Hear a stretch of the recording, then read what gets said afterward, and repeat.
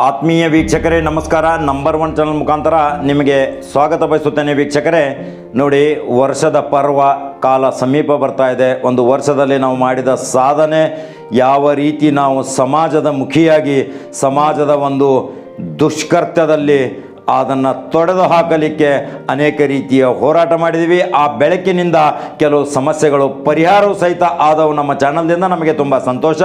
ಪತ್ರಿಕಾ ದಿನಾಚರಣೆ ಆಚರಣೆ ಆಗ್ತಾ ಇದೆ ಜಗತ್ತಿನಾದ್ಯಂತ.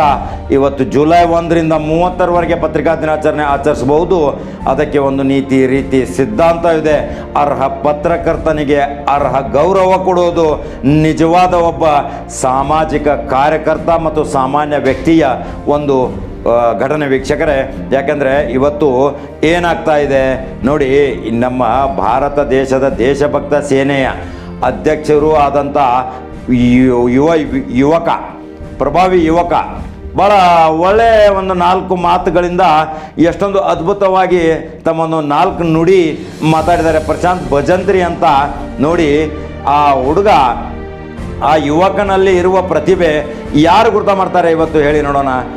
ಪತ್ರಿಕಾಕರ್ತನ ಬಗ್ಗೆ, ಪತ್ರಿಕೆಯ ಬಗ್ಗೆ, ಯಾವ ರೀತಿ ಪತ್ರಕರ್ತ ಇರಬೇಕು, ಯಾವ ರೀತಿ ಪತ್ರಕರ್ತ ಸಮಾಜದಲ್ಲಿ ಮುಖಿಯಾಗಿ ತಿರುಗಾಡಬೇಕು, ಯಾವುದೋ ಒಂದು ಸುದ್ದಿ ಮಾಡ್ಕೊಂಡು ವಾಟ್ಸಪ್ದಲ್ಲಿ ಹಾಕ್ಕೊಂಡು ದುಡ್ಡು ಕೇಳಲಿಕ್ಕೆ ಹೋಗೋದು, ಅದನ್ನು ಸಹಿತ ಎಷ್ಟೊಂದು ಸವಿಸ್ತಾರವಾಗಿ ಹೇಳಿದ್ದಾನೆ. ನಮಗೆ ತುಂಬ ಸಂತಸ ಆಯಿತು. ಅವ್ರ ಜೊತೆ ನಮ್ಮ ಸ್ಟುಡಿಯೋಗೆ ಬಂದಿದ್ದರು ಆ ಪ್ರಶಾಂತ್ ಭಜಂತ್ರಿ ಯುವಕರು, ದೇಶಭಕ್ತಿ ಸೇನಾನಿ ಅಧ್ಯಕ್ಷರು ಇದ್ದಾರೆ. ಅವರು ಗೌರವಿತವಾಗಿ ಒಂದು ಒಳ್ಳೆಯ ಸಮಾಜಮುಖಿಯಾಗಿ ಕರ್ನಾಟಕ ರಾಜ್ಯದಲ್ಲಿ ಸಂಚರಿಸಿ ಅನೇಕ ಕೆಲಸ ಕಾರ್ಯಗಳನ್ನ ಮಾಡ್ತಾ ಇದ್ದಾರೆ.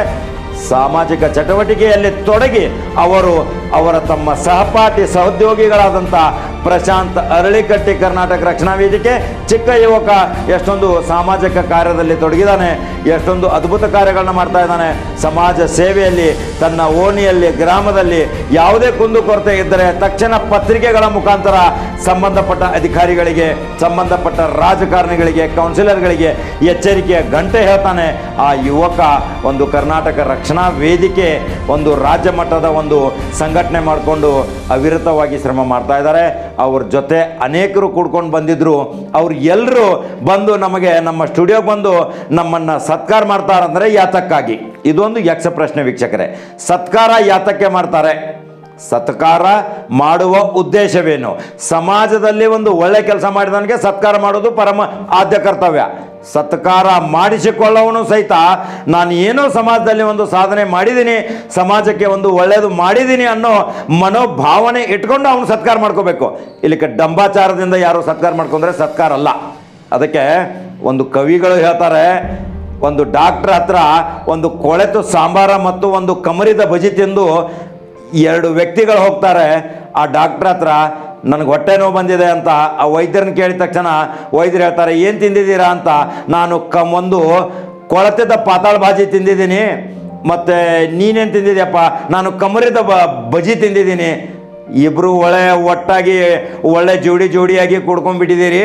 ಹಾಗಾದರೆ ಇಬ್ಬರಿಗೂ ಹೊಟ್ಟೆ ನೋವು ಬಂದಿದೆ ಅಂದರೆ ನೀವು ಅಂಥ ಕೊಳೆತ ಪಾತಾಳ ಬಾಜಿ, ಕೊಳೆತ ಕಮರಿದ ಬಜಿ ಇಂಥವೆಲ್ಲ ತಿಂದರೆ ಮತ್ತೆ ನಿಮ್ಮದು ಆರೋಗ್ಯ ಕೆಡೋದರಲ್ಲಿ ಯಾಕೆ? ನೀವು ಅಷ್ಟೇ ಅಲ್ಲ, ನೀವು ಸಮಾಜನ ಕೆಡಿಸ್ತೀರಾ.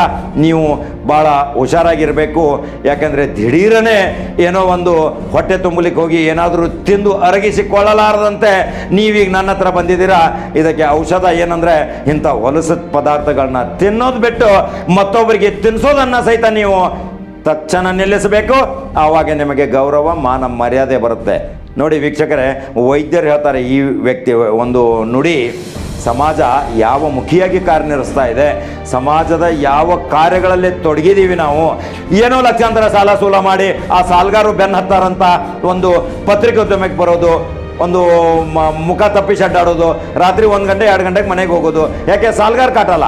ಅವ್ರು ಎಲ್ಲೋ ಯಾವುದೋ ಒಂದು ತಾಲೂಕಿನಲ್ಲಿ ಹೋಗಿ ಅಲ್ಲಿ ಒಂದು ಸಾಲ ಮಾಡಿ ಅಲ್ಲಿ ಟೋಪಿ ಹಾಕೋದು, ಮತ್ತೊಂದು ತಾಲೂಕಿಗೆ ಟೋಪಿ ಹಾಕೋದು, ಮತ್ತೊಂದು ತಾಲೂಕದಲ್ಲಿ ಟೋಪಿ ಹಾಕೋದು, ಇಂಥವೆಲ್ಲ ಟೋಪಿ ಕೆಲಸ ಮಾಡಿಕೊಂಡು ಕೊನೆಗೆ ಒಂದು ಛತ್ರಿ ಪತ್ರಿಕೋದ್ಯಮಕ್ಕೆ ಬರೋದು. ಪತ್ರಿಕೋದ್ಯಮಕ್ಕೆ ಬರಬೇಕಾದ್ರೆ ಅದಕ್ಕೆ ಒಂದು ಏನಾದರೂ ಅಧ್ಯಯನ ಬೇಕು, ಏನಾದರೂ ಒಂದು ಪರಿಶ್ರಮ ಬೇಕು, ಪತ್ರಿಕೆದ ಏನಾದರೂ ಒಂದು ಅನುಭವ ಬೇಕು.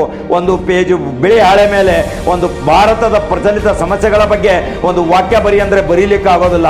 ಕೇವಲ ಬಟ್ಟೆ ಹಾಕೊಂಡು ಡಂಬಾಚಾರದಿಂದ ಮುಖ ತೋರಿಸ್ಕೊಂಡು ತಿರುಗಾಡಿದ್ರೆ ಪತ್ರಕರ್ತನಲ್ಲ. ಸ್ವಾಮಿ ವಿವೇಕಾನಂದರು ಹೇಳ್ತಾರೆ, ನಿನ್ನ ಆಧ್ಯಾತ್ಮಿಕ ಗುಣಗಳನ್ನು ಕಂಡು ಹಿಡಿಯೋದಕ್ಕಿಂತ ಮುಖ್ಯ ಆಗೋದಕ್ಕಿಂತ ಮುಖ್ಯ ನಿನ್ನ ವ್ಯಕ್ತಿತ್ವವನ್ನು ಪರಿಚಯ ಮಾಡ್ಕೋಬೇಕು. ನೀನು ಎಲ್ಲಿಯವರೆಗೆ ನಿನಗೆ ಅವಮಾನ ಮಾಡೋರು ಇರ್ತಾರೆ, ಅಲ್ಲಿ ಅವಮಾನ ಸಹಿಸ್ಕೊಳ್ಳಾರ್ದೆ ನಿನಗೆ ಗೌರವ ಸಿಗಲಿಲ್ಲ ಅಂದರೆ ನಿನ್ನ ಕಾಲಲ್ಲಿಯ ಚಪ್ಪಲಿ ಸಹಿತ ಅಲ್ಲಿ ಬಿಡಬೇಡ ಅಂತ ಮಹಾತ್ಮ ಸ್ವಾಮಿ ವಿವೇಕಾನಂದರು ಹೇಳ್ತಾರೆ. ವೀಕ್ಷಕರೇ, ಒಂದು ಪತ್ರಿಕೋದ್ಯಮ ಬಗ್ಗೆ, ಪತ್ರಿಕೆ ಈ ವೃತ್ತಿಯ ಬಗ್ಗೆ ಅನೇಕ ಭಾವನಾತ್ಮಕ ಸಂಬಂಧಗಳಿದೆ. ಸಮಾಜದ ಮುಖಿಯಾಗಿ ನಾವು ಕಾರ್ಯ ಮಾಡಬೇಕಾಗತ್ತೆ. ಅದು ಅರ್ಹತೆ ಇರಬೇಕು. ಇದು ಅನ್ಅಥರೈಸು ಅಂತ ಹೇಳಿದವರು ಈಗ ಅಥರೈಸ್ ಆಗುತ್ತಾ? ಇನ್ನು ಅನ್ಅಥರೈಸ್ ಜೊತೆ ತಿರುಗಾಡೋರು ಅವರು ಅನ್ಅಥರೈಸ್ ಅಲ್ಲ. ಅಸಲಿ ಯಾರು, ನಕಲಿ ಯಾರು, ಇವೆಲ್ಲ ವಿಷಯಗಳನ್ನ ಸವಿಸ್ತಾರವಾಗಿ ನನ್ನ ಈ ಮುಂದಿನ ವಾರ್ಷಿಕೋತ್ಸವದಲ್ಲಿ ಕೆಲವು ವಿಚಾರವಾದಿ ಪತ್ರಕರ್ತರು ಬರ್ತಾರೆ. ಅವರೇ ಇದಕ್ಕೆ ವಿಶ್ಲೇಷಣೆ ಮುಖಾಂತರ ಹೇಳ್ತಾರೆ. ರಾಜ್ಯದ ರಾಜಧಾನಿಯಿಂದ ಅನೇಕರು ನಮಗೆ ಈಗಾಗಲೇ ಶುಭಾಶಯಗಳ ಸುರಿಮಳೆ ಮಾಡ್ತಾ ಇದ್ದಾರೆ. ವಿದೇಶದಿಂದ ವಿಡಿಯೋ ಮುಖಾಂತರ ನಮಗೆ ತಿಳಿಸ್ತಾ ಇದ್ದಾರೆ. ನಿಮ್ಮ ನಂಬರ್ 1 ಚಾನಲ್ ವಿದೇಶದಲ್ಲಿ ಬಹಳ ಪ್ರಚಲಿತ ಆಗಿದೆ ನೋಡಿ. ಆಸ್ಟ್ರೇಲಿಯಾದಲ್ಲಿ ಅಭಿಮಾನಿಗಳು ಕಳಿಸಿದ್ದಾರೆ, ಸೌದಿದಿಂದ ಕಳಿಸಿದ್ದಾರೆ, ಅಮೆರಿಕದಿಂದ ಕಳಿಸಿದ್ದಾರೆ, ಸುಲ್ತಾನೆ ಓಮೆನ್ದಿಂದ ಕಳಿಸಿದ್ದಾರೆ. ಅನೇಕ ದೇಶಗಳಿಂದ ನಮ್ಮ ನಂಬರ್ 1 ಚಾನಲ್ ಅಭಿಮಾನಿಗಳು ಅಲ್ಲಿದ್ದಾರೆ. ಅವ್ರು ಎಲ್ಲರೂ ಕರ್ನಾಟಕದ ಒಂದು ಹೆಮ್ಮೆಯ ಚಾನಲ್ ಅಪ್ಪ, ನಾವು ತುಂಬ ನೋಡ್ತಾ ಇದ್ದೀವಿ ಅಂತ ಅವರೇ ಸ್ವತಃ ವಿಡಿಯೋ ಮಾಡಿ ಕಳಿಸಿದ್ದಾರೆ. ಅದನ್ನು ನಾನು ಇನ್ನು ಕೆಲವೇ ದಿನಗಳಲ್ಲಿ ಅದನ್ನು ಬಿತ್ತರಿಸ್ಕೊಂಡಿದ್ದೀನಿ. ಯಾವ ರೀತಿ ರಾಜಧಾನಿ ಬಳ್ಳಾರಿ, ತುಮಕೂರು, ದಾವಣಗೆರೆ, ಅನೇಕ ರಾಜ್ಯ, ಮಹಾರಾಷ್ಟ್ರ, ಎಲ್ಲೆಲ್ಲೋ ರಾಜ್ಯಗಳಲ್ಲಿ ನಮ್ಮ ಕನ್ನಡಿಗರು ವಾಸಿಯಾಗಿದ್ದಾರೆ. ಅದನ್ನೆಲ್ಲ ತುಂಬ ಚೆನ್ನಾಗಿ ನೋಡ್ತಾ ಇದ್ದಾರೆ. ನಮ್ಮಲ್ಲಿ ಇಂಗ್ಲೀಷು ಪ್ರಾರಂಭ ಆಗಿದೆ. ನಮ್ಮ ಸುಪುತ್ರ ಇಂಗ್ಲೀಷು ಸಹಿತ ಮಾಡ್ತಾ ಇದ್ದಾನೆ, ಹಿಂದಿಯಲ್ಲಿಯೂ ಮಾಡ್ತಾ ಇದ್ದಾನೆ. ಆ ಚಾನಲ್ದಿಂದ ಆ ಸುದ್ದಿಗಳನ್ನು ಇಡೀ ದೇಶವ್ಯಾಪ್ತಿ ಎಲ್ಲ ಪಸರಿಸ್ತಾ ಇದೆ. ಎಲ್ಲರೂ ಇಂಗ್ಲೀಷ್ ಬೇಕಂತ ಹೇಳ್ತಾ ಇದ್ರು, ನಮಗೆ ಬೇಡಿಕೆ ಸಲ್ಲಿಸ್ತಾ ಇದ್ರು, ಹಿಂದಿಯಲ್ಲಿ ಹೇಳ್ತಾ ಇದ್ರು. ಅದನ್ನು ನಮ್ಮ ಸುಪುತ್ರ ಅದನ್ನು ಸಾಕಾರಗೊಳಿಸ್ತಾ ಇದ್ದಾನೆ. ಅದನ್ನೆಲ್ಲ ನೀವು ನೋಡ್ತಾ ಇದ್ದೀರಾ. ಸ್ವಲ್ಪ ಕ್ಲಿಪ್ಪಿಂಗ್ ಈಗ ಇನ್ನೂ ವಿಸ್ತಾರವಾಗಿ ಬೆಳೆಯೋ ಚಾನಲ್ ಇದು. ಇನ್ನೂ ನಾವು ಬಹಳ ಸುದ್ದಿ ಸಂಗ್ರಹ ಮಾಡಿಕೊಂಡು ಬಹಳ ಮುಖ್ಯ ವಾಹಿನಿಗೆ ಬರ್ತೀವಿ. ಈಗ ಪ್ರಶಾಂತ್ ಭಜಂತ್ರಿ ಬಗ್ಗೆ ಬರ್ತೀನಿ. ಎಷ್ಟೊಂದು ಸುಮಧುರವಾಗಿ ಒಂದು 4 ನುಡಿ ಹೇಳಿದ್ದಾರೆ. ಆ ಸತ್ಕಾರ ಸಮಾರಂಭ, ಆ ಸತ್ಕಾರ ನನಗೆ ಮಾಡಿದ್ದು ಅದು ನನ್ನ ಸತ್ಕಾರವಲ್ಲ, ನನ್ನ ಪ್ರೀತಿಯ ವೀಕ್ಷಕರ ಸತ್ಕಾರ. ಕೋಟ್ಯಾಂತರ ಜನ ನೀವು ನೀಡುತ್ತಿರುವ ಅಭಿಮಾನದ ಈ ಸತ್ಕಾರ, ನನ್ನ ಕಚೇರಿವರೆಗೆ ಬಂದಂಥ ಈ ಸತ್ಕಾರ, ಆ ಸತ್ಕಾರ ಎಷ್ಟೊಂದು ಸಡಗರ ಸಂಭ್ರಮದಿಂದ ಆದರದಿಂದ ಕೊಂಡಾಡಿ ನಾನು ಸ್ವೀಕಾರ ಮಾಡಿದ್ದೇನೆ ಅಂದರೆ ಆ ಸಣ್ಣ ಯುವಕರು, ಅದರಲ್ಲಿ ಪ್ರಮುಖವಾಗಿ ಪ್ರಶಾಂತ್ ಹಳ್ಳಿಕಟ್ಟಿ, ಜಯಶ್ರೀ ಸೋಲೋನಿ, ರಾಜೇಶ್ವರಿ ಹಳ್ಳಿಕಟ್ಟಿ, ಭಾಗ್ಯಶ್ರೀ ಭಜಂತ್ರಿ, ಸುಪ್ರಿಯಾ ಭಜಂತ್ರಿ, ಆಂಜನೇಯ ಭಜಂತ್ರಿ, ನಾಗರಾಜ್ ಬಡಿಗೇರ್ ಅಂತ ಯುವಕರು ಎಲ್ಲರೂ ತಮ್ಮ ಒಂದು ಗ್ರೂಪ್ ಮಾಡಿಕೊಂಡು ಮಹಿಳೆಯರೊಂದಿಗೆ, ಯುವತಿಯರೊಂದಿಗೆ, ಸಹೋದರಿಯರೊಂದಿಗೆ ಬಂದು ನಮಗೆ ಒಂದು ಆನಂದಪೂರ್ವಕವಾಗಿ ಹೂಗುಚ್ಛ ಕೊಟ್ಟು ಒಂದು ಸತ್ಕಾರ ಶಾಲು ಹೊದಿಸಿ ಮಾಡಿದ್ದಾರೆ. ಇದೆಲ್ಲ ಯಾಕೆ ಮಾಡಿದ್ದಾರೆ ವೀಕ್ಷಕರೇ ಗೊತ್ತಾ? ನಾವು ಸಮಾಜದಲ್ಲಿ ಏನೋ ಮಾಡಿದ್ದೀವಿ ಅಂತ. ನಿಮ್ಮೆಲ್ಲರ ಪ್ರೀತಿ, ನಿಮ್ಮೆಲ್ಲರ ಆತ್ಮವಿಶ್ವಾಸ, ನಿಮ್ಮೆಲ್ಲರ ಶಕ್ತಿ ಬೆಳೆಸಲಿಕ್ಕೆ ನೀವು ಕಾರಣೀಭೂತರು. ಈ ಸತ್ಕಾರ ನಿಮಗೆ ಸಲ್ಲಬೇಕು, ಅದು ನನಗೆ ಸಲ್ತಾ ಇದೆ, ನಿಮ್ಮಿಂದನೇ ನನಗೆ ಸಲ್ತಾ ಇದೆ ಅಂತ ನಾನು ಗಂಟಘೋಷವಾಗಿ ಹೇಳ್ತಾ ಇದ್ದೀನಿ. ವೀಕ್ಷಕರೇ, ಅಂತರಾತ್ಮದ ಧ್ವನಿ, ಅಂತರಾತ್ಮದ ವಿಷಯ, ಅಂತರಾತ್ಮದ ಕೆಲವು ವಾಕ್ಯಗಳೊಂದಿಗೆ ಇನ್ನು ಮತ್ತೆ ಒಂದು ಅನೇಕ ವಿಡಿಯೋಗಳೊಂದಿಗೆ ಬರ್ತೀನಿ. ವೀಕ್ಷಕರೇ, ಆ ಸಂಪೂರ್ಣ ದೃಶ್ಯ ಪ್ರಶಾಂತ್ ಭಜಂತ್ರಿ ಪತ್ರಿಕೆ ಬಗ್ಗೆ, ಪತ್ರಿಕೆ ಇವತ್ತು ಯಾವ ಹಾದಿ ಹಿಡಿತಾ ಇದೆ, ಪತ್ರಿಕೋದ್ಯಮ ಯಾವ ಮಟ್ಟಕ್ಕೆ ಇಳಿತಾ ಇದೆ, ಎಷ್ಟೊಂದು ಡಂಬಾಚಾರದಿಂದ ಹಣ ಸುಲಿಗೆ ಮಾಡುವಗೋಸ್ಕರ ಎಲ್ಲೆಲ್ಲ ಹೋಗಿ ಸಹಕಾರ ಕೇಳ್ತಾ ಏನೇನೋ ನಿಮ್ಮ ಸುದ್ದಿ ಹಾಕಿದ್ದೀವಿ, ನಮಗೆ ಸುದ್ದಿಗೆ ದುಡ್ಡು ಕೊಡಬೇಕು ಅನ್ನೋದು, ಅದಕ್ಕೆ ಯಾವ ರೀತಿಯ ಒಂದು ಕಲಂಕ ಪತ್ರಿಕೋದ್ಯಮಕ್ಕೆ ಬರ್ತಾ ಇದೆ ವೀಕ್ಷಕರೇ. ಅದನ್ನು ಪ್ರಶಾಂತ್ ಭಜಂತ್ರಿ ಭಾಳ ಒಳ್ಳೆ ತೆರನಾಗಿ ರೂಪಣೆ ಮಾಡಿದ್ದಾರೆ. ದೇಶಭಕ್ತ ಸಂಘಟನೆಯವರಿದ್ದಾರೆ. ಈ ರಕ್ಷಣಾ ವೇದಿಕೆ ಸಂಘಟನೆ ಇವರು ಕರ್ನಾಟಕ ರಾಜ್ಯದಲ್ಲಿ ಒಳ್ಳೆಯ ಉತ್ತರೋತ್ತರವಾಗಿ ಬೆಳೆಯಲಿ. ಅವರು ಒಳ್ಳೆಯ ಕೆಲಸ ಮಾಡ್ತಾ ಇದ್ದಾರೆ. ಉತ್ತರ ಕರ್ನಾಟಕಕ್ಕೆ ಇನ್ನೂ ಕೆಲವು ಶಾಸಕರು ನಮಗೆಲ್ಲ ಸಂಬಂಧ ಇಟ್ಕೊಂಡಿದ್ದಾರೆ. ಅವರು ಸಹಿತ ಶುಭಾಶಯ ಕಳಿಸ್ತಾ ಇದ್ದಾರೆ. ಅವನ್ನೆಲ್ಲ ಸವಿಸ್ತಾರವಾಗಿ ಇವತ್ತು ನಾಳೆ ನಾವು ಕಳಿಸ್ತೀವಿ, ಅದನ್ನು ತೋರಿಸ್ತೀವಿ ದೃಶ್ಯದೊಂದಿಗೆ ನಿಮಗೆ ವೀಕ್ಷಕರೇ. ಇವತ್ತು ಪ್ರಶಾಂತ್ ಹಳ್ಳಿಕಟ್ಟಿ ನಿನ್ನೆ ಮಾಡಿದ್ದು ಸತ್ಕಾರ ಸಮಾರಂಭದ ಸಂಪೂರ್ಣ ದೃಶ್ಯ ನಮ್ಮ ಚಾನಲ್ನಲ್ಲಿ ನೋಡಬಹುದು ವೀಕ್ಷಕರೇ. ನಂಬರ್ 1 ಚಾನಲ್ ನಿಮ್ಮದು ವೀಕ್ಷಕರೇ. ವರ್ಷ ಸಮೀಪ ಬರ್ತಾ ಇದ್ದೀವಿ, ನಿಮ್ಮ ಆಶೀರ್ವಾದ ಇದೆ. ನೀವೆಲ್ಲರೂ ವೀಕ್ಷಣೆ ಮಾಡಿ ಒಂದು ವರ್ಷದ ನಮಗೆ ತಾಕತ್ ಕೊಟ್ಟಿದ್ದೀರಾ. ಇದನ್ನು ಇನ್ನೂ ಹೆಚ್ಚು ಬಾಳಿ ಬೆಳಗಲಿ. ಈ ದೀಪ ನಿಮ್ಮದು ಸಮಾಜಕ್ಕೆ ಒಂದು ಮುಖಿಯಾಗಿ ಗ್ರಾಮೀಣ ಮಟ್ಟದ ಜ್ವಲಂತ ಸಮಸ್ಯೆಗಳನ್ನು, ಉತ್ತರ ಕರ್ನಾಟಕದ ಸಮಸ್ಯೆಗಳನ್ನು ಪ್ರಜ್ವಲಿಸುವ ಚಾನಲ್ ನಿಮ್ಮದನ್ನಾಗಿ ನಾನು ಮಾಡಿ ತೋರಿಸ್ತೀನಿ. ನಿಮ್ಮ ಹೆಸರು ತರ್ತೀನಿ ವೀಕ್ಷಕರೇ. ನೀವೆಲ್ಲರೂ ಅಭಿಮಾನದಿಂದ ಲೈಕ್ ಮಾಡಿದ್ದೀರಾ, ಶೇರ್ ಮಾಡಿದ್ದೀರಾ, ಕಮೆಂಟ್ ಕಮೆಂಟ್ ಮಾಡಿದ್ದೀರಾ. ನಿಮ್ಮ ಗೌರವಕ್ಕೆ ಎಂದು ಚ್ಯುತಿ ತರುವುದಲ್ಲ ವೀಕ್ಷಕರೇ, ಅದನ್ನು ಒಂದು ಪ್ರತಿಜ್ಞೆ ಮಾಡಿದ್ದೀನಿ, ಮಾಡ್ತಾ ಇದ್ದೀನಿ ವೀಕ್ಷಕರೇ. ನನ್ನ ನಂಬರ್ 1 ಚಾನಲ್ ಫಾಲೋ ಮಾಡೋದನ್ನು ಮರೆಯಬೇಡಿ, ನಂಬರ್ 1 ಚಾನಲ್ ಸಬ್ಸ್ಕ್ರೈಬ್ ಆಗೋದನ್ನು ಮರೆಯಬೇಡಿ ವೀಕ್ಷಕರೇ. ಅನೇಕ ಮಹಾನುಭಾವರು ಜಮಖಂಡಿಯಿಂದ, ಗುರುಮಿಟ್ಕಲ್ದಿಂದ, ಬಳ್ಳಾರಿಯಿಂದ, ತುಮಕೂರಿನಿಂದ, ದಾವಣಗೆರೆಯಿಂದ, ಅನೇಕ ದೇಶ ವಿದೇಶಗಳಿಂದ ಒಳ್ಳೊಳ್ಳೆ ಯುವಕರು, ಸಮಾಜ ಕಾರ್ಯದಲ್ಲಿ ತೊಡಗಿದವರು, ಅನೇಕ ರಾಜ್ಯಾದ್ಯಂತ ಪ್ರವಾಸ ಮಾಡಿದವರು ಯಾವ ರೀತಿ ನಮ್ಮ ಚಾನಲ್ ನೋಡ್ತಾ ಇದ್ದಾರೆ, ಯಾವ ರೀತಿ ತಮ್ಮ ನುಡಿಮುತ್ತುಗಳಿಂದ ನಮ್ಮ ಚಾನಲ್ ಬಗ್ಗೆ ಹೇಳಿದ್ದಾರೆ, ಅದನ್ನು ನಾಳೆ ನಾವು ಸವಿಸ್ತಾರವಾಗಿ ಬಿತ್ತರಿಸ್ತೀವಿ ವೀಕ್ಷಕರೇ. ನಮಸ್ಕಾರ. സ്കിമ്മിക്ക് ആവശ്യമുണ്ട്. കുളിപ്പിക്കുന്നതിന് മുമ്പ് നമ്മുടെ ബോഡി ഒന്ന് മസാജ് ചെയ്യുന്നത് എന്തുകൊണ്ടും നല്ലതായിരിക്കും. ಇಷ್ಟ ಆಗಿದ್ರೆ ನೀವು ಕೂಡ ಟ್ರೈ ಮಾಡಿ ನೋಡಿ. वन विभागाच्या अखत्यारीत आहेत हे दर्शवतात. এই হার্ড টাইমটা যখন আমাদের লাইফ থেকে শেষ হবে ফাইনালি,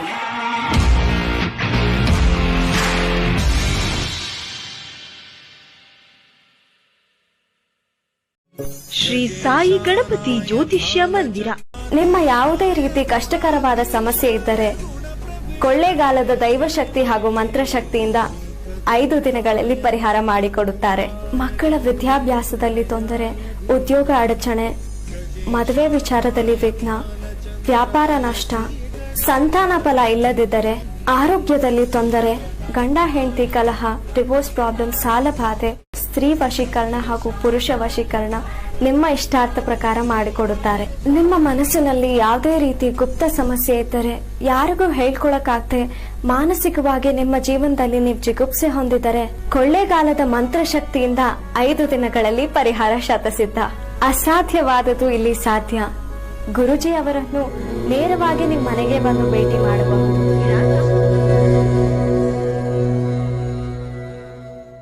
ಎಲ್ಲರಿಗೂ ಶುಭ ಸಂಜೆ. ಇವತ್ತು ನಂಬರ್ 1 ನ್ಯೂಸ್ ಚಾನೆಲ್ನ ಕಚೇರಿಯಲ್ಲಿ ನಾವು ಇವತ್ತು ಕುಳಿತುಕೊಂಡಿದ್ದೀವಿ. ನಮ್ಮ ಮಗ್ದುಮ್ ಸೈಯದ್ ಸರ್ ಅವರ ಸಮ್ಮುಖದಲ್ಲಿ. ಅದು ಕೂಡ ಇವತ್ತು ಪತ್ರಕರ್ತರ ದಿನಾಚರಣೆಯ ಪ್ರಯುಕ್ತವಾಗಿ ಈ ದಿನ ಹಿರಿಯ ಪತ್ರಕರ್ತರಾದಂಥ ಸೈಯದ್ ಸರ್ ಅವರ ನಂಬರ್ 1 ನ್ಯೂಸ್ ಚಾನೆಲ್ಗೆ ಮೊದಲನೇ ಚೊಚ್ಚಲ ವರ್ಷ ಇವತ್ತು ಕಂಪ್ಲೀಟ್ ಮಾಡ್ತಾಯಿದೆ. ನಂಬರ್ 1 ನ್ಯೂಸ್ ಚಾನೆಲ್ ಆಗಸ್ಟ್ ತಿಂಗಳಿಗೆ ಮೊದಲನೇದಾಗಿ ನಂಬರ್ 1 ನ್ಯೂಸ್ ಚಾನೆಲ್ಗೆ ಅಡ್ವಾನ್ಸ್ ವಿಶಸ್ನ ತಿಳಿಸೋಕ್ಕೆ ಇಷ್ಟಪಡ್ತೀವಿ. ಕರ್ನಾಟಕ ರಕ್ಷಣಾ ವೇದಿಕೆ ಸಂತೋಷ್ ಹಳ್ಳಿಕಟ್ಟಿ ಬಣ್ಣದ ವತಿಯಿಂದ ಹಾಗೂ ದೇಶಭಕ್ತಿ ಸೇನಾ ಸಮಿತಿ ವತಿಯಿಂದ ಬೆಳಗಾವಿ ಜಿಲ್ಲೆಯಲ್ಲಿ ಇವತ್ತು ಸಾಕಷ್ಟು ವಾರಪತ್ರಿಕೆಗಳು ಬಂದವು, ಸಾಕಷ್ಟು ನ್ಯೂಸ್ ಚಾನೆಲ್ಗಳನ್ನು ನೋಡ್ತೀವಿ, ಲೋಕಲ್ ಚಾನೆಲ್ಗಳು ಅಂಥೇಳಿ. ಆ ನಿಟ್ಟಿನಲ್ಲಿ ಈ ಒಂದು ಹೊಸ ಭರವಸೆಯನ್ನು ಮೂಡಿಸುವಂಥ ಕೆಲಸ ಹಿರಿಯ ಪತ್ರಕರ್ತರಾದಂತಹ ಸೈಯದ್ ಸರ್ ಇವತ್ತು ನಂಬರ್ 1 ನ್ಯೂಸ್ ಚಾನೆಲ್ ಮುಖಾಂತರ ಬೆಳಗಾವಿ ಜಿಲ್ಲೆಯಲ್ಲಿ ನಂಬರ್ 1 ನ್ಯೂಸ್ ಚಾನೆಲಿಂದ ಯಾವುದೋ ಒಂದು ಸುದ್ದಿ ಬಂದಿದೆ ಅಂದರೆ ಏನು ಹೇಳ್ತಾರಪ್ಪ, ಅದು ಕೂಡ ಒಂದು ಭಾಳ ವಿಶೇಷವಾಗಿ ಹೇಳಬೇಕಂದ್ರೆ ಅಷ್ಟಾಗಿ ಏನು ಗ್ರಾಂಥಿಕ ಭಾಷೆಯನ್ನು ಬಳಸ ಅವ್ರ ಶೈಲಿಯನ್ನು ನಾವು ಇಷ್ಟಪಡುವಂಥದ್ದು, ಅಷ್ಟಾಗಿ ಗ್ರಾಂಥಿಕವನ್ನು ಬಳಸದೆ ಜನಸಾಮಾನ್ಯರಿಗೆ ತಿಳಿಯುವ ರೀತಿಯಲ್ಲಿ ಅವರು ನಿರೂಪಿಸುವಂಥ ರೀತಿಯನ್ನು ನೋಡಿದಾಗ ಇವತ್ತು ಒಬ್ಬ ಅನಕ್ಷರಸ್ಥ ಇದ್ದಾನೋ ಅಂತಂದ್ರೂ, ಯಾಕಂದರೆ ಇವತ್ತು ಸಮಾಜ ಅಂತಂದಾಗ ಶಿಕ್ಷಿತರು ಇದ್ದಾರೆ, ಅನಕ್ಷರಸ್ಥರು ಇದ್ದಾರೆ. ಪ್ರತಿಯೊಬ್ಬರಿಗೂ ಆ ವಿಷಯಗಳು ಸಾಮಾಜಿಕ ವಿಷಯಗಳಾಗಲಿ, ಏನು ರಾಜಕೀಯ ವಿಷಯಗಳಾಗಲಿ, ಪ್ರತಿಯೊಂದು ವಿಷಯಗಳು ತಿಳಿಯುವ ನಿಟ್ಟಿನಲ್ಲಿ ಅದನ್ನು ನಿರೂಪಣೆ ಪಡಿಸುವಂಥ ವಿಷಯದಲ್ಲಿ ಇನ್ನಾವ ಚಾನಲ್ಗಳು ಈ ರೀತಿ ಕೆಲಸ ಮಾಡ್ತಿಲ್ಲ ಅನ್ನುವಂಥ ಅಭಿಪ್ರಾಯದೊಂದಿಗೆ ನಾನು ನನ್ನ ಮಾತನ್ನ ಇವತ್ತು ಶುರು ಮಾಡ್ತಾಯಿದ್ದೀನಿ. ಗೋಕಾಕ್ ತಾಲೂಕಿನಲ್ಲಿ ಅಷ್ಟೇ ಅಲ್ಲದೆ ಬೆಳಗಾವಿ ಜಿಲ್ಲೆಯಲ್ಲಿ ಸೈಯದ್ ಸರ್ ಅವರ ಕಾರ್ಯ ಪತ್ರಿಕಾ ರಂಗದಲ್ಲಿ ಬಹಳಷ್ಟು ಶ್ಲಾಘನೀಯ ಹಾಗೂ ಮುಂಬರುವ ಯುವ ಪೀಳಿಗೆಗೆ ಅವರು ಸಾಮಾಜಿಕವಾಗಿ ಆಗಲಿ ಪತ್ರಿಕಾ ರಂಗದಲ್ಲಾಗಲಿ ಅವರು ಕೊಡುವಂಥ ಸಹಕಾರ, ಬೆಂಬಲ, ಈ ವಿಚಾರದಲ್ಲಿ ನಾವು ಯಾವತ್ತಿಗೂ ಕೂಡ ಅವರ ಮಾರ್ಗದರ್ಶನದಲ್ಲಿ ಸಾಮಾಜಿಕ ಕಾರ್ಯಗಳಲ್ಲಿ ಪತ್ರಿಕಾ ಧರ್ಮ ಏನಿದೆ ಅದನ್ನು ಯಾವುದೇ ಒಂದು ಆಡಂಬರಗಳನ್ನು ತೋರಿಸದೆ, ವೈಭವೀಕರಿಸಿದೆ, ಅತಿಯಾಗಿ ವ್ಯಾಪಾರೀಕರಣದ ಬಗ್ಗೆ ವಿಚಾರ ಮಾಡದೆ ಇವತ್ತು ನಂಬರ್ 1 ನ್ಯೂಸ್ ಚಾನೆಲ್ ನಡೀತಾ ಇದೆ ಅಂತ ಹೇಳಿದ್ರೆ ತಪ್ಪಾಗಲಿಕ್ಕಿಲ್ಲ ಅನ್ನೋದು ನಮ್ಮ ಅಭಿಪ್ರಾಯ. ಅದೇ ನಿಟ್ಟಿನಲ್ಲಿ ಮುಂಬರುವ ದಿನಗಳಲ್ಲಿ ನಮ್ಮ ಒಂದು ಆಸೆ ಸೈಯದ್ ಸರ್ ಅವರ ನೇತೃತ್ವದಲ್ಲಿ ಇಡೀ ರಾಜ್ಯಾದ್ಯಂತ ಅಷ್ಟೇ ಅಲ್ಲ ದೇಶಾದ್ಯಂತ ನಮ್ಮ ಚಾನೆಲ್ ಇದೇ ರೀತಿ ಬೆಳೀಬೇಕು. ಅವರಿಗೆ ಎಲ್ಲ ರೀತಿಯಿಂದ ಸಂಘಟನೆಗಳಾಗಿ ನಾವು ಯಾಕಂದರೆ ಸಾಮಾಜಿಕ ವಿಷಯಗಳಲ್ಲಿ ಸೈಯದ್ ಸರ್ ಅವರ ಪಾತ್ರ, ಅವರ ಕಾರ್ಯವೈಖರಿಯ ಬಗ್ಗೆ ನಮಗೆ ಹೆಮ್ಮೆ ಇದೆ. ಆ ಕಾರಣಕ್ಕಾಗಿ ಸಂಘಟನೆಗಳಾಗಿ ನಾವು ಯಾವತ್ತೂ ಅವರಿಗೆ ಅವಿರತವಾಗಿ ಯುವಕರಾಗಿ ನಾವು ಅವರ ಬೆನ್ನಿಗೆ ಬೆಂಬಲವಾಗಿ ಇರ್ತೀವಿ. ಅದೇ ರೀತಿ ಸಾಕಷ್ಟು ಇವತ್ತು ನಾವು ಒಂದು ಬೇಸರದ ಸಂಗತಿಯನ್ನು ನೋಡುವಂಥದ್ದು ಎಲ್ಲ ಕಡೆ. ಪತ್ರಿಕೆ ಅಂತಂದರೆ ರಾಜಕಾರಣಿಗಳು ಇವತ್ತು ಒಂದು ನಮ್ಮ ಸಮಾಜದ ಒಂದು ಆಧಾರ ಸ್ತಂಭಗಳು, ಪಿಲ್ಲರ್ಗಳಲ್ಲಿ ಕಾನೂನು ಇರಲಿ, ಪತ್ರಿಕೆ ಇರಲಿ, ನ್ಯಾಯಾಂಗ ವ್ಯವಸ್ಥೆ ಇರಲಿ, ಪ್ರತಿಯೊಂದು ಕೂಡ ಒಂದಾಗಿರುವಾಗ ಆದರೆ ಎಲ್ಲೋ ಒಂದು ಕಡೆ ನಾವು ವಿಫಲರಾಗಿದ್ದೀವಿ ಅನ್ನುವಂಥ ವಾಸ್ತವ ಸ್ಥಿತಿ ಇದು. ಎಲ್ಲೋ ನಾವು ವಿಫಲರಾಗಿದ್ದೀವಿ, ನಾವು ಅದನ್ನೇ ಎಲ್ಲ ಕಡೆ ಹೇಳ್ತಿರ್ತೀವಿ. ಇವತ್ತು ನಾಲ್ಕು ಆ್ಯಡ್ಗಳಿರ್ತದೆ, ಒಂದು ಆರ್ಟಿಕಲ್ಲು 2 ಸುದ್ದಿ. ಅಂದರೆ ನಾವು ವ್ಯಾಪಾರ ದೃಷ್ಟಿಯಿಂದ ಮೊದಲು ಹೋದ್ವಿ ಹೊರತು ಮೊದಲು ಪತ್ರಿಕೆಯ ಇತಿಹಾಸವನ್ನು ನೋಡಿದಾಗ ಸಮಾಜಕ್ಕೋಸ್ಕರ ಸಮಾಜಮುಖಿಯಾಗಿ ಬರುವಂತಹ ಸಾಕಷ್ಟು ಇವತ್ತು ಬಾಬಾ ಸಾಹೇಬರು ಮೂಕನಾಯಕ ಪತ್ರಿಕೆಯಿಂದ ಹಿಡ್ಕೊಂಡು ಇವತ್ತಿನವರೆಗೂ ಸಮಾಜಕ್ಕಾಗಿ ಅವ್ರು ಮಾಡಿದಂಥ ಕೆಲಸಗಳು, ತಿಲಕರ ಪತ್ರಿಕೆಗಳಿರಲಿ, ಇವತ್ತು ಸಾಕಷ್ಟು ಸ್ವತಂತ್ರ ಹೋರಾಟಗಾರರಿರಲಿ, ರಾಷ್ಟ್ರೀಯ ನಾಯಕರಿರಲಿ ಪತ್ರಿಕೆಗಳನ್ನು ಮಾಡಿದರು. ವ್ಯಾಪಾರೀಕರಣದ ದೃಷ್ಟಿಯಿಂದ ಅಲ್ಲ, ಆದರೂ ಕೂಡ ಅವರ ಹೆಸರು ಇವತ್ತಿಗೂ, ಆ ಪತ್ರಿಕೆಗಳ ಹೆಸರು ಜನಮನದಲ್ಲಿ ಉಳಿಯುವಂತಾಗಿದೆ. ಆದರೆ ನಾವು ಇವತ್ತು ಎಷ್ಟು ಅದನ್ನು ಕಮರ್ಷಿಯಲಾಗಿ ಮಾಡ್ತಿದ್ದೀವೋ 2 ದಿವಸದಲ್ಲಿ ಅದನ್ನು ಜನ ಮರೆಯೋದಂತೂ ಭಾಳ ಸತ್ಯ. ದುಡ್ಡು ಗಳಿಸ್ಬೋದು, ಬೇರೆ ಕ್ಷೇತ್ರಗಳಲ್ಲೂ ಗಳಿಸ್ಬೋದಿತ್ತು. ಆದರೆ ಈ ಸಾಮಾಜಿಕ ಕಾರ್ಯದಲ್ಲಿ 1000 ಜನಕ್ಕೆ ಕೆಲಸ ಮಾಡುವಂತಹ ಈ ಸಾಮಾಜಿಕ ಕೆಲಸದಲ್ಲಿ ಪತ್ರಿಕಾ ಧರ್ಮವನ್ನು ನಾವು ಪಾಲಿಸಿಕೊಂಡು ಕೆಲಸ ಮಾಡೋದು ಸಮಾಜಕ್ಕೆ ಇವತ್ತಿನ ಕಾಲದಲ್ಲಿ ಬಹಳ ಅವಶ್ಯಕ. ಪ್ರತಿಯೊಂದು ರೀತಿಯಲ್ಲಿ ಕಾನೂನು ವ್ಯವಸ್ಥೆಯಲ್ಲೂ ಕೂಡ ವಿಫಲತೆಗಳಿದೆ.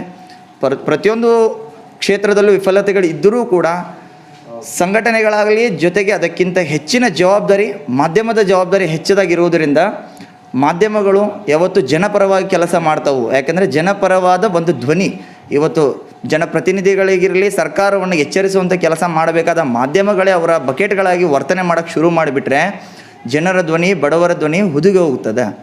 ನಾಳೆ ಬಂಡಾಯ ಹೇಳುವಂತಹ ಯಾವುದೇ ದಾರಿಗಳು ಇವತ್ತಿಗೆ ವಾಸ್ತವ ಸ್ಥಿತಿಯಲ್ಲಿ ನಮಗೆ ಉಳಿದೇ ಇಲ್ಲ. ಭಾಳ ಬೇಸರದ ಸಂಗತಿ. ಪ್ರತಿಯೊಂದು ಕಡೆ ನಾವು ನೋಡುವಾಗ ಜನರು ಯಾವ ಮಟ್ಟಕ್ಕೆ ಬಂದಿದ್ದಾರೆ ಅಂದರೆ ಇವತ್ತು ಪತ್ರಿಕೆಗಳಂತಂದರೆ ಇವರೆಲ್ಲ ಏಜೆಂಟ್ಗಳು, ಸಂಘಟನೆಗಳಂದರೆ ಏಜೆಂಟ್ಗಳು. ನಂಬಿಕೆಯನ್ನು ಜನರು ಪ್ರತಿಯೊಂದು ಕಡೆ ಇವತ್ತೊಂದು ಲೀಡರ್ ಹತ್ರ ನಮ್ಗೆ ನ್ಯಾಯ ಸಿಗ್ತದೆ ಅಂತ ಹೋಗ್ಬೇಕಾ, ಕೋರ್ಟು ಕಚೇರಿ ಅಂತ ನ್ಯಾಯ ಸಿಗಬೇಕಂತ ಹೋಗ್ಬೇಕಾ, ಅಥವಾ ನಮ್ಗೆ ಅನ್ಯಾಯ ಆಗಿದೆ ಅಂತ ಮಾಧ್ಯಮದವ್ರ ಹತ್ರ ಹೋಗ್ಬೇಕಾ?